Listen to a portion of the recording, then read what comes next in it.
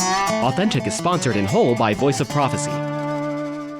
Travel just about anywhere on this planet, and you're going to find people who are familiar with Jesus of Nazareth because, well, he's hands down the most well-known character in the history of the entire human race. So today on Authentic, we're going to explore why that is.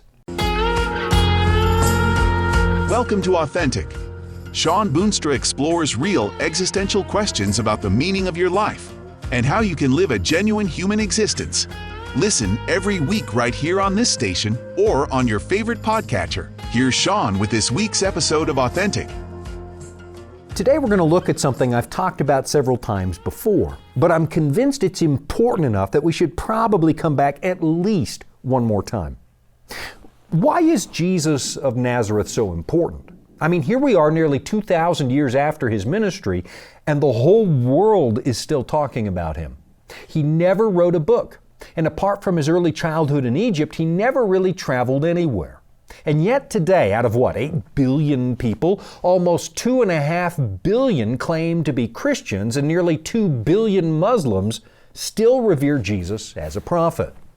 That means that more than half the people living on this planet claim to have respect for this humble peasant carpenter who lived 2,000 years ago. And I'm guessing the number is actually probably higher than that. Nobody else has had that kind of impact on our culture. Walk into just about any bookstore, almost anywhere on the planet, and you're pretty much guaranteed to find books about Jesus, or at least books that mention him. I mean, even some of these weird flying saucer cults you find in places like Southern California, they can't seem to help themselves.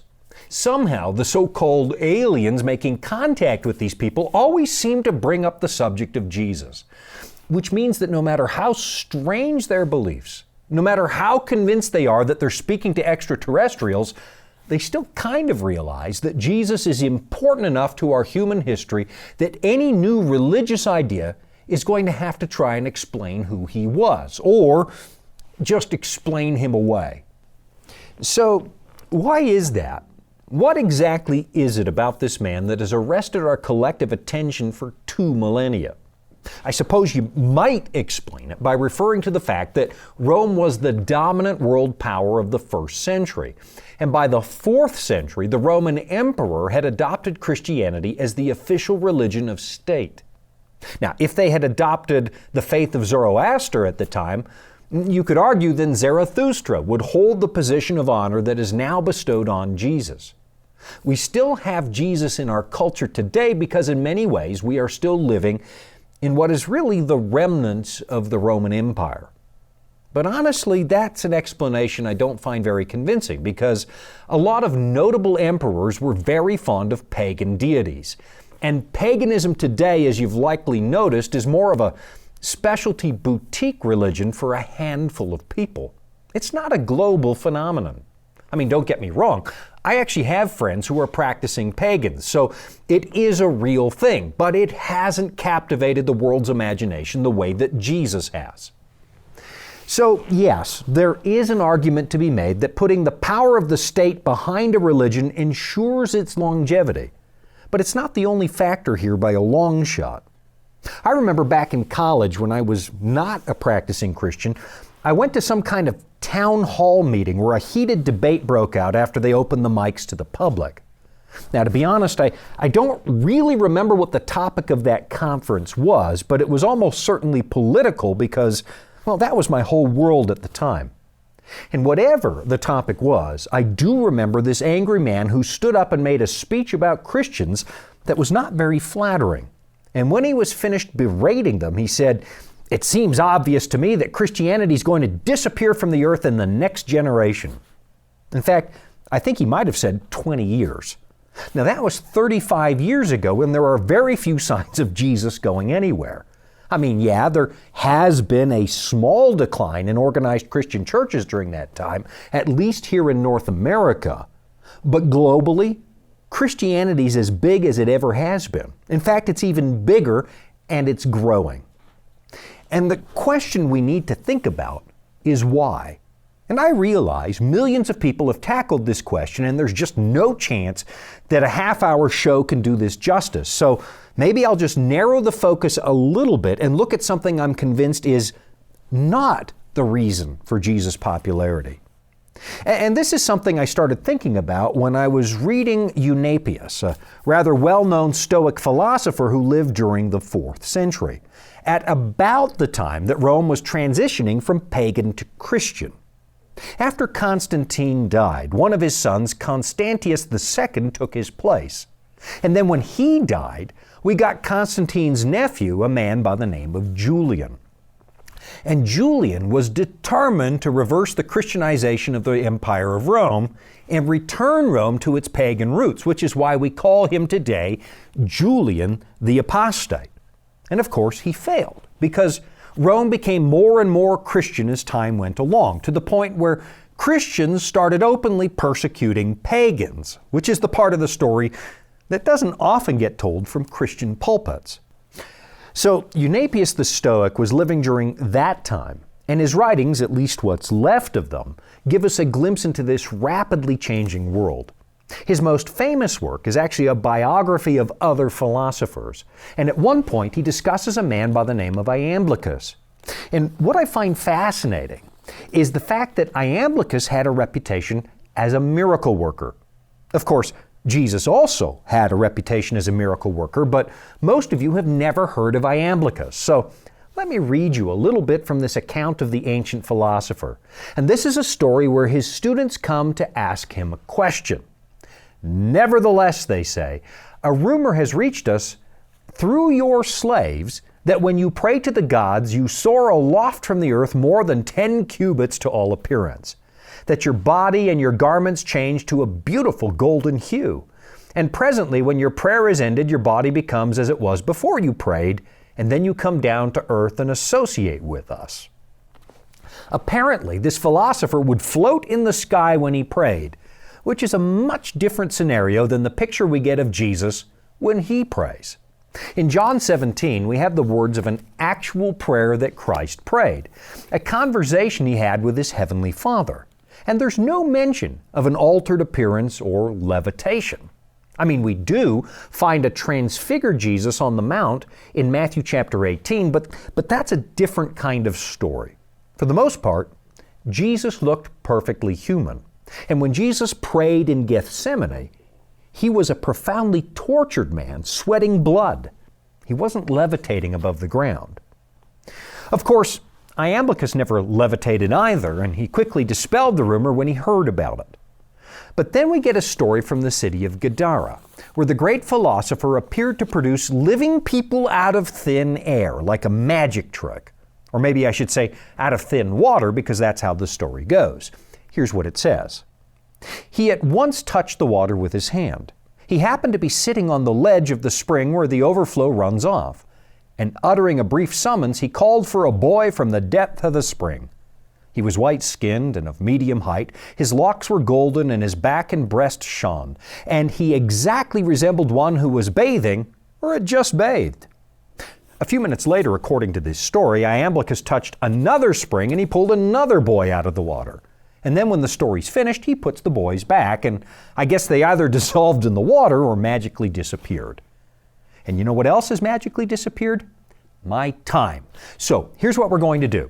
We're going to take a quick break, and I'll be right back to tell you why that very strange story got me thinking. Life can throw a lot at us. Sometimes we don't have all the answers. But that's where the Bible comes in. It's our guide to a more fulfilling life. Here at the Voice of Prophecy, we've created the Discover Bible Guides to be your guide to the Bible. They're designed to be simple, easy to use, and provide answers to many of life's toughest questions. And they're absolutely free. Sign up at BibleStudies.com today and start your journey of discovery. This is Authentic with Shawn Boonstra and the Voice of Prophecy. One of the few things we know about Eusebius, or Eusebius, I've never really known how to pronounce that, but we know that his history is not exactly airtight. Well, it's more or less a reliable account, or at least an honest retelling of stories the way he understood them. Scholars have noticed a few mistaken details here and there. So, Like with most ancient sources, you've got to take what he says with a grain of salt. Just because he says that one of these ancient philosophers was pulling boys out of the water like a stage magician, it doesn't mean that anybody actually saw that happen. It just means that Eunapius heard about it. But it's these miracle stories that really got me thinking. We know that the teachings of Iamblichus were influential because the Emperor Julian was a fan of his and kept company with some of his disciples. And we know some of what he taught because of the fragments of his writings that survived, and because he is sometimes quoted by others. But what really struck me as odd is the way that Eunapius provides us with none of his teachings. The entire account is almost purely about those signs and wonders. I mean, we have one brief story about a tricky question another philosopher asked Iamblichus, and it went like this. Tell me, philosopher, is a rich man either unjust or the heir of the unjust, yes or no? For there is no middle course.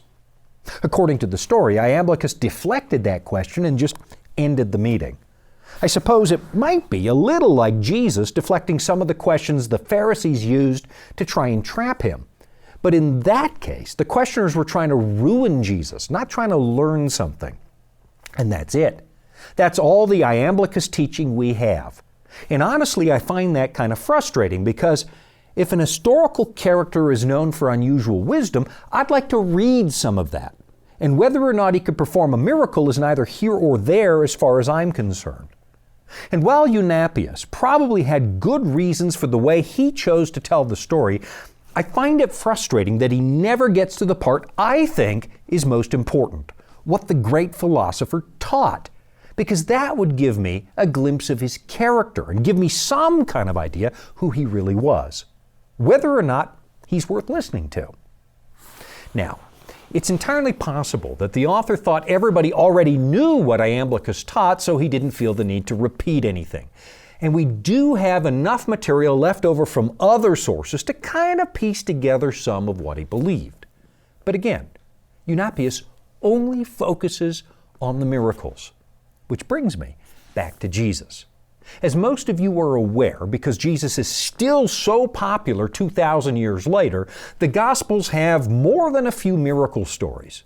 Jesus turned water into wine. He healed the sick and restored sight to the blind. He multiplied the loaves and fishes, and he even raised the dead. There's no question that Jesus worked a lot of miracles. But I want you to think about this. Are those miracles the foundation of the Christian faith? And the answer is no. I would argue that if the Bible didn't record a single miracle from Jesus, he would still command the attention of the whole world today.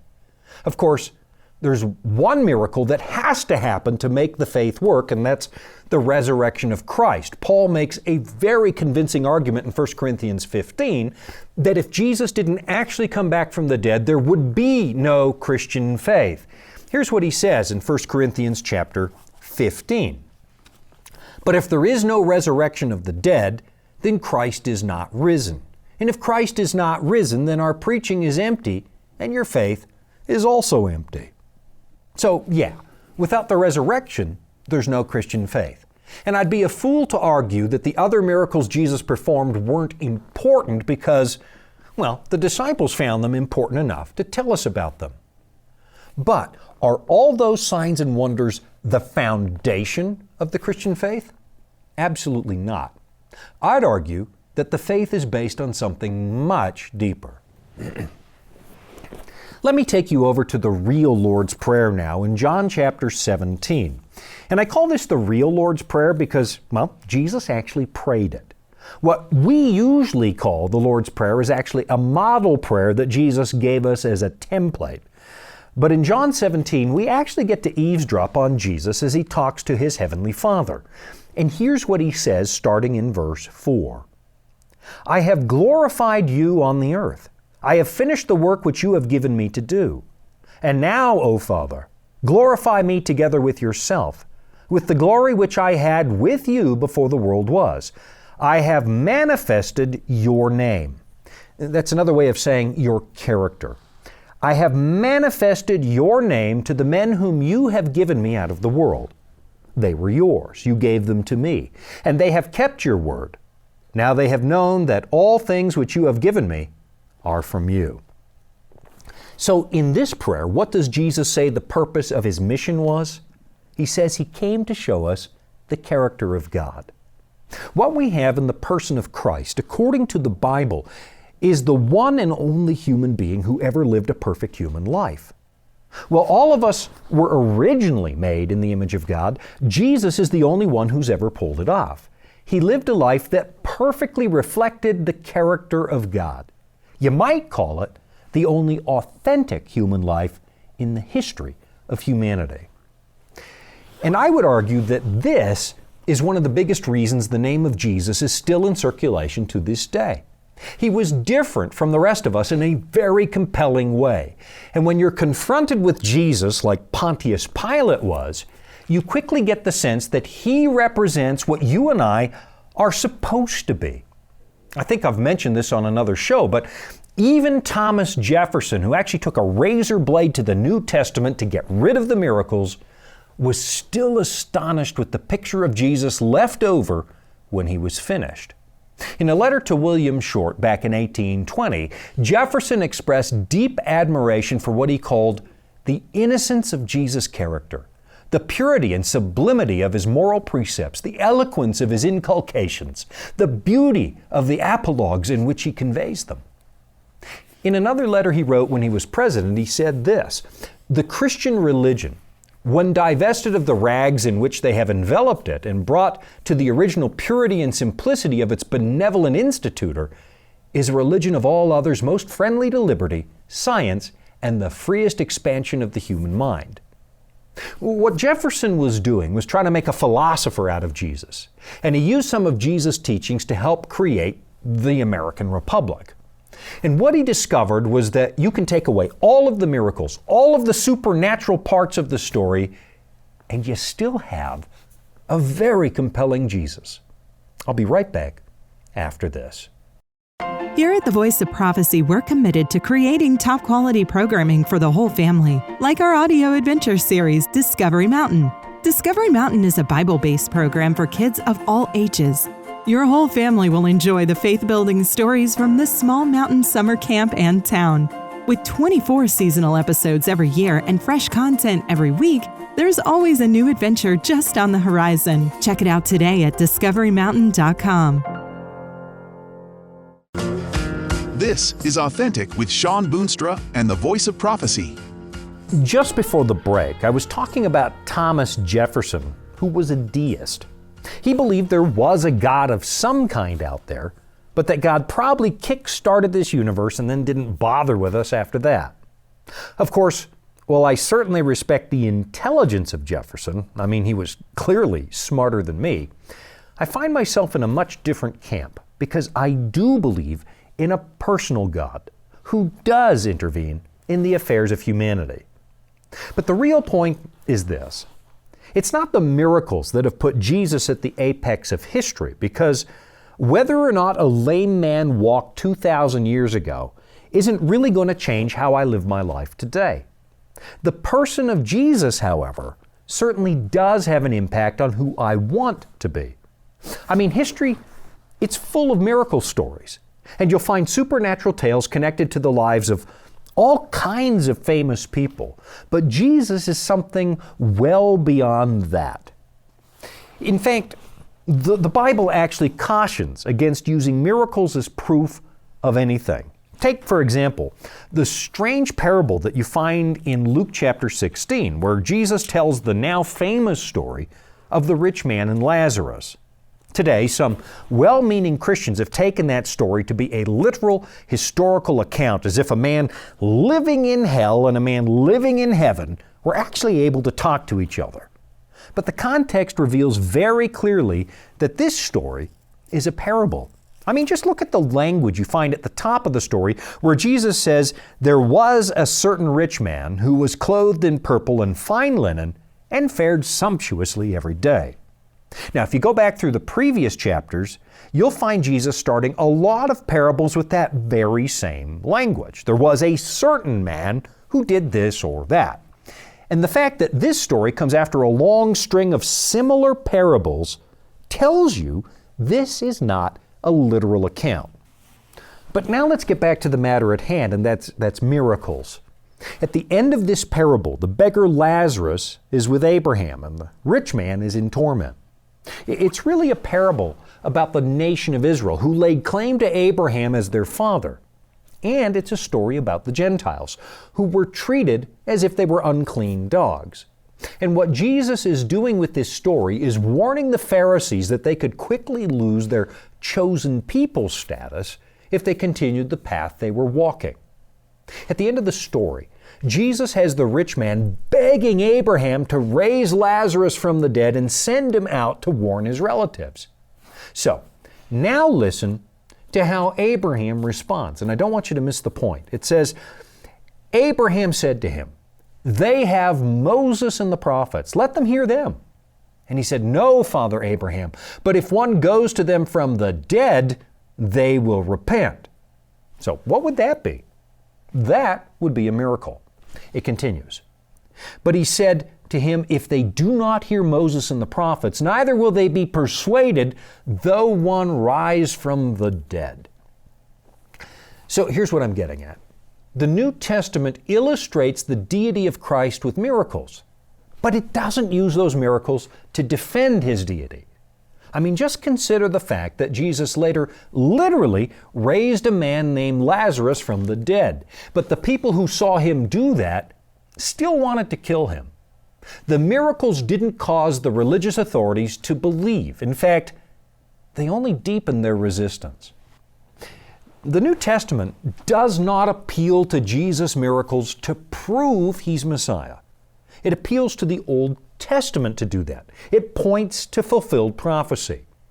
You'll find this especially in the writings of Paul. Over and over and over and over, he refers to the Old Testament as proof that Jesus is what he claimed to be. That's why I insist that you can discover the deity and the importance of Christ quite apart from the miracles. In fact, you actually have Jesus rebuking the authorities when they ask for one. I mean, just listen to this. Matthew chapter 16. This is a very pointed statement. It says, "Then the Pharisees and Sadducees came, and testing him, asked that he would show them a sign from heaven. He answered and said to them, 'When it is evening, you say, it will be fair weather, for the sky is red. And in the morning it will be foul weather today, for the sky is red and threatening.' Hypocrites! You know how to discern the face of the sky, but you cannot discern the signs of the times. A wicked and adulterous generation seeks after a sign, and no sign shall be given to it except the sign of the prophet Jonah." And he left them and departed. Instead of working a miracle to convince these guys, Jesus points them to the fulfillment of prophecy. He refers to the signs of the times and tells them that they should know who He is the same way they can read the change of the weather. And then He finishes by telling them that only wicked people demand miracles. So again, I don't for 1 minute doubt the importance of the miracles, and I really do believe they happened. But they are not the foundation of my faith. They only serve to illustrate it. My faith is rooted in the person of Christ because He is utterly unlike anybody in the history of humanity. And the more you get to know who He is, the more you comprehend the character of God. I'll be right back after this. Dragons, beasts, cryptic statues. If you've ever read Daniel or Revelation and come away scratching your head, you're not alone. Voice of Prophecy's free Focus on Prophecy guides are designed to help you unlock the prophetic mysteries of the Bible and deepen your understanding of God's plan for you and the world around you. You can study online or request them by mail. Visit BibleStudies.com and start bringing prophecy into focus today. Welcome back. It's Authentic with Shawn Boonstra and the Voice of Prophecy. All right, I'm completely out of time yet again this week, but let me just take one moment to underline why I find this subject so compelling. There's a tendency for people to believe in the miraculous, but according to the Bible, that can actually get you into trouble I mean, never forget that Pharaoh's magicians were also able to change walking sticks into snakes like Moses did. And there's no question those guys were playing for the wrong team. In the book of Revelation, it's the second beast who performs the miracles, which serves as a warning that not everything in this world is the way it appears to be. In his first letter to the church of Corinth, Paul says something that every Christian should take to heart. He writes, "For Jews demand signs and Greeks seek wisdom, but we preach Christ crucified, a stumbling block to Jews and folly to Gentiles." For the Jews, Jesus seemed like a bad fit for Messiah because they assumed that a Messianic king would dispense with the Romans, and a man who died a humiliating death that was usually reserved for criminals, well, he couldn't possibly have the power of God, not as far as they were concerned.